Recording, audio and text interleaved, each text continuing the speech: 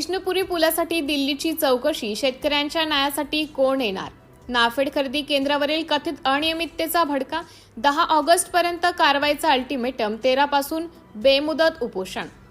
विष्णुपुरीच्या पुलाच्या दुर्घटनेची चौकशी करण्यासाठी दिल्लीहून तज्ज्ञ पथक येऊ शकते. मग शेतकऱ्यांच्या घामाच्या पैशावर कथित डल्ला मारणाऱ्यांची चौकशी करण्यासाठी प्रशासनाची यंत्रणा पुढे का येत नाही, असा थेट सवाल उपस्थित करत बिलोली तालुक्यातील नाफेड अंतर्गत खरेदी केंद्रावरील कथित अनियमिततेविरोधात साईनाथ हनुमंत खंडेराय यांनी प्रशासनाला अंतिम अल्टिमेटम दिला आहे. 10 ऑगस्टपर्यंत निपक्ष चौकशी व कार्यवाही न झाल्यास 13 ऑगस्टपासून बेमुदत उपोषण छेडण्याचा इशारा त्यांनी दिला आहे. खंडेराय यांच्या दाव्यानुसार नोव्हेंबर 2025 पासून शेतकऱ्यांवरील कथित अन्यायाबाबत तहसील कार्यालय, सहाय्यक निबंधक, उपजिल्हाधिकारी, जिल्हाधिकारी आणि जिल्हा उपनिबंधक कार्यालयाकडे सातत्याने तक्रारी करण्यात आल्या. लेखी अर्जासह कागदपत्रे आणि व्हिडिओ पुरावेही सादर करण्यात आले. मात्र अनेक महिने उलटूनही ठोस कारवाई झाली नसल्याचा संताप त्यांनी केला. विशेषतः 26 जानेवारी 2026 रोजी घडलेल्या एका घटनेचा व्हिडिओ उपलब्ध असून या प्रकरणात काही अधिकारी कर्मचाऱ्यांची भूमिका संशयाच्या भोवऱ्यात असल्याचा दावा खंडेराय यांनी केला आहे. पुरावे प्रशासनाच्या दारात पोहोचूनही चौकशीचा वेग मात्र कासवा गतीने का सुरू आहे, असा सवाल आता उपस्थित होत आहे. नाफेड अंतर्गत काही खरेदी केंद्रावर शेतकऱ्यांकडून जादा धान्य घेतल्याचं, हमालीच्या नावाखाली जादा रक्कम वसूल केल्याचे आरोप आहेत.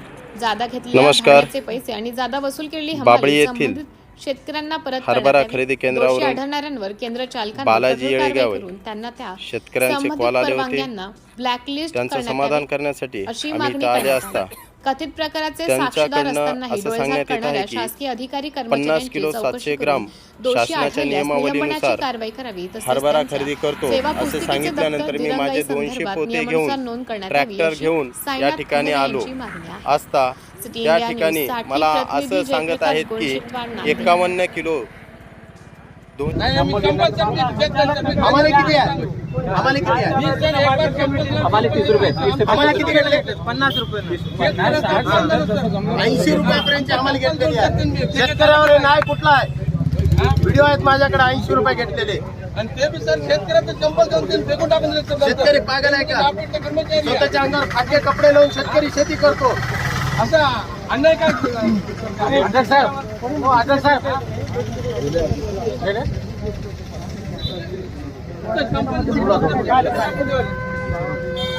मध्ये कोण येणार काय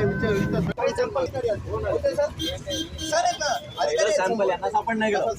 पहिलं तर सॅम्पल सापड नाही गेलं, दुसरे सॅम्पल मागितलं. त्याच्याशिवाय सॅम्पल कुठे गेलं म्हणून आता यांनी तिथल्या नाफेडच्या कार्यालयाशी संपर्क साधला.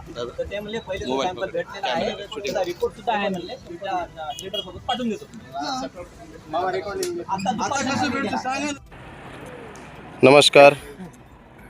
बाबळी येथील हरभरा खरेदी केंद्रावरून बालाजी येळेगाव शेतकऱ्यांचे कॉल आले होते.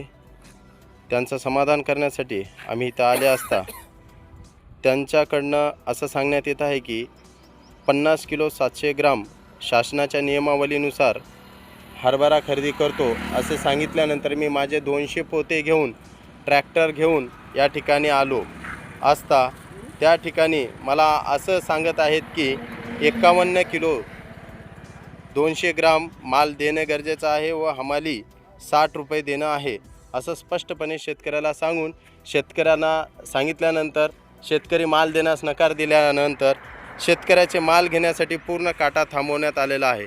हा शेतकऱ्यावर न्याय आहे का अन्याय आहे याचा सविस्तर विषय म्हणलं तर शेतकरी तुम्हाला सांगतीलच.